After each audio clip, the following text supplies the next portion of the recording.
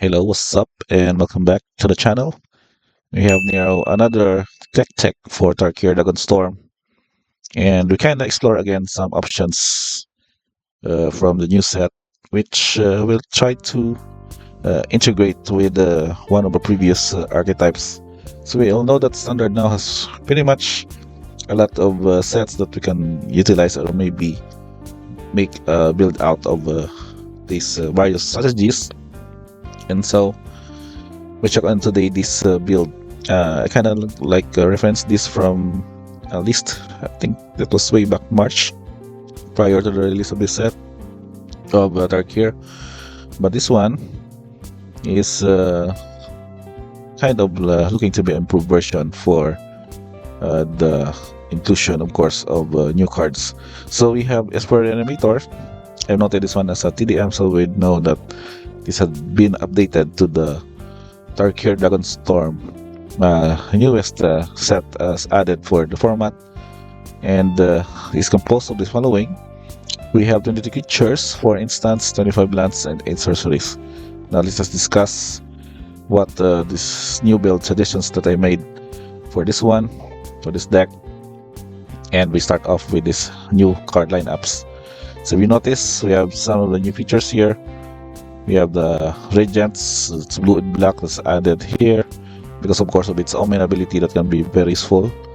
We have also discard Naga Flesh Crafter.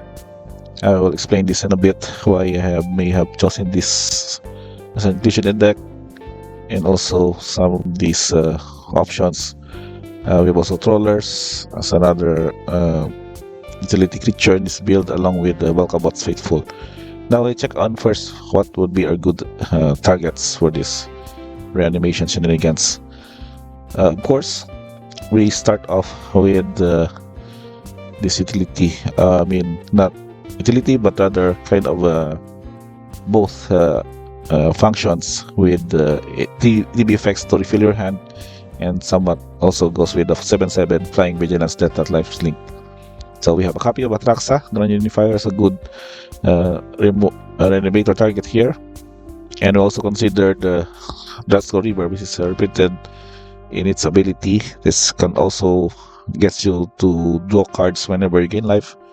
At the same time, it has its evasion, it is double strike, and can be used as a utility creature later on.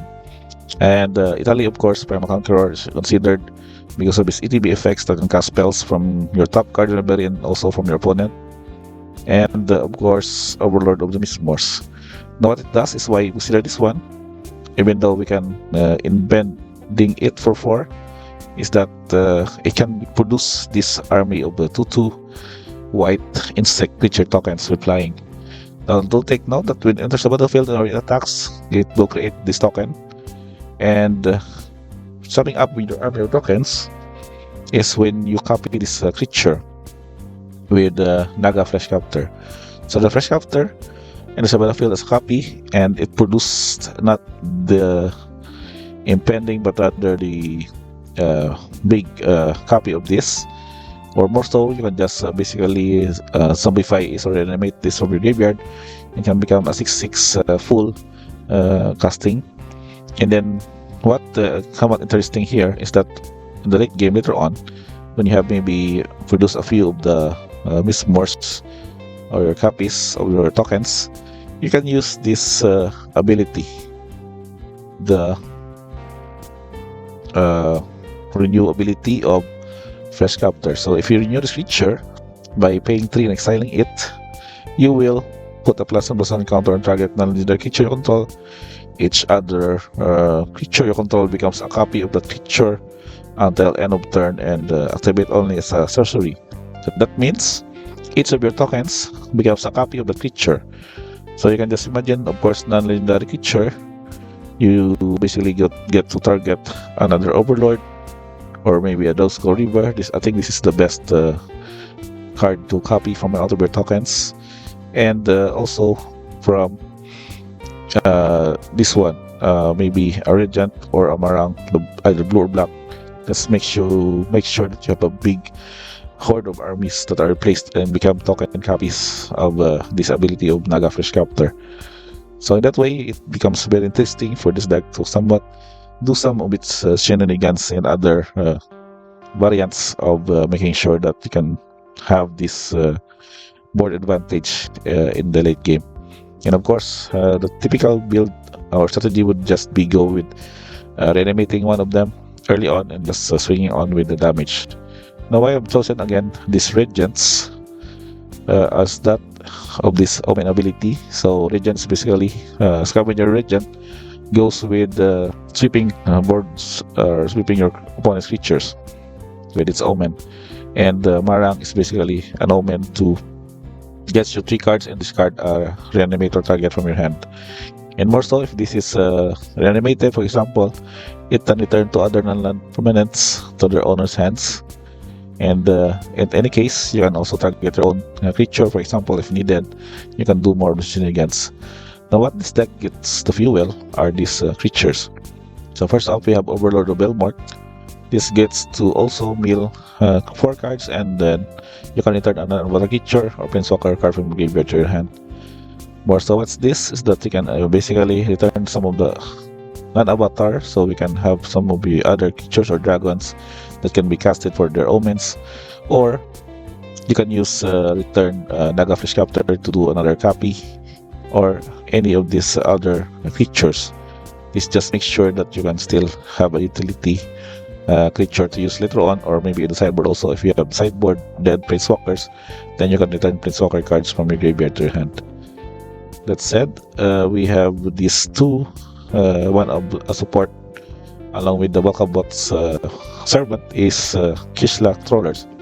Now this is ability that is enters, exile a creature card from your graveyard, and then if you do, return target instant or sorcery card from your graveyard to your hand, and this may basically return any of your spot removals or your reanimation shenanigans. And that makes this a very good also intuition deck, though I'm not particular as how many I would add, so I considered only 2, so it would be very useful in the late game scenario.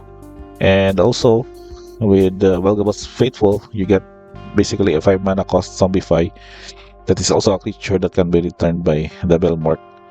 So that's pretty much your lineup for the creatures. I have maybe explained a little much of that, and of course aligning with your lands because you are Esper. We have 4 copies of Bitter Triumph that is basically making you sure that you can discard your animation targets as an additional cost of this, and can destroy a creature or planeswalker, no questions asked. And for your animation spells, of course Zombify, and I've also added a copy of Rite of the Moth, which can act also as your 5th Zombify, which can return a creature. Only the drawback is that it will have a finality counter, but it gets also to get you some flashback effects, which can also be casted from your graveyard. And also we consider this new card, Winter Night Stories. So this is a 3 mana sorcery, which gets you to draw 3 cards and then discard 2 cards unless you discard a creature card, which basically that's your purpose, discarding your reanimation targets. So gets you to draw 3 cards is very relevant also as a card draw effect, and can get you also to harmonize this from your graveyard for more value late game. And for the land setup, basically utilizing Verges and the dual lands from Murders at Karl Manor, which the surveillance would also help us fill a graveyard with your reanimation targets. So we have 3 other city silvers for this blue black. We have 4 Shadowy Backstreet, that's white black, and 2 Ridiculous Archive, that's blue white. So this makes sure that activated your 4 copies each of the Verge. So Beachborn, Flood Farm, and Gloom Lake are your main goal to have this one. Casting these 2 colors as only the condition of having this dual lands or surveillance at your disposal. And I've also considered a copy of a Great Russian City, which can also utilize those extra creature cards from your graveyard to becoming a 1/1 white spirit creature token in the late game. Along with, of course, our basic lands, we chose in 1 of each, and we checked on our mana cost. Production experience even for the 3 colors, but your main color here would be black and blue, along with the splash of white, which still opens us for a good sideboard options of the Esper colors.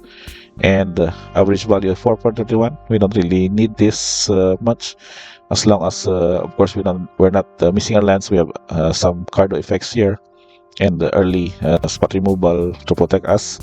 Let's make sure that this deck will really be very useful to curve out early on, while also maintaining that he would die to like turn 4 and utilize to reassess and reanimate the best creature for certain matchups.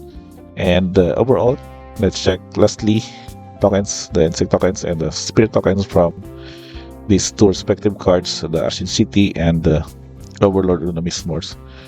But overall, I think this still become a test deck for you guys to utilize.